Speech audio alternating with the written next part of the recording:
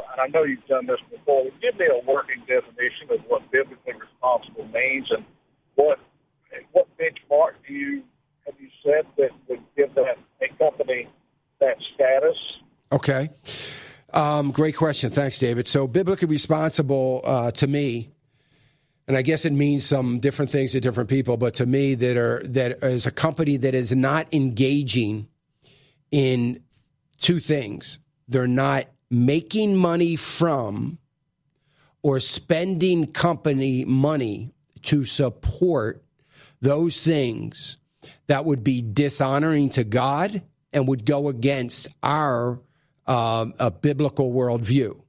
They're not supporting with the company money or invest or making money from things like pornography or the entertainment industry in and around things that would be morally hazardous to us or our children. They're not supporting abortion or being involved in abortion in any way, gambling. There's just a few things that are destroying the family. Human rights violations that would certainly be in opposition of God's word. So they're the things I'm looking for. And I'm looking for how they profit, the bottom line of a company, how they make their money from those things, or if I am an owner of that company, which you would be if you own a mutual fund, you own the shares, you own a percentage of every company they're in. And that's the way it works. If you own an individual stock, you are an owner of that company. That means everything they do, you profit by or you participate in, and your money is being used for that.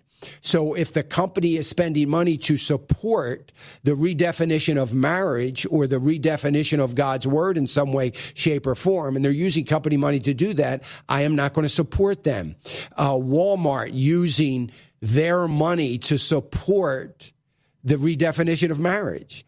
That's if the Walmart CEO loves that so much, then he makes a lot of money every year, use his own money to support it, and not use the company money, because that company money is my money as a stockholder. So therefore, I can't have them on my list any longer. So they're the kinds of things that differentiate and are biblically responsible. So when we screen out companies, we are looking for those things. By the way, there are far more companies that are biblically responsible than are not.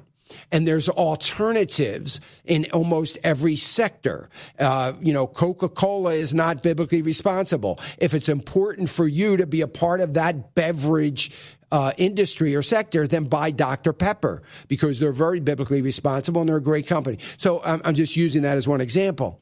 So that's what determines it in my mind and heart.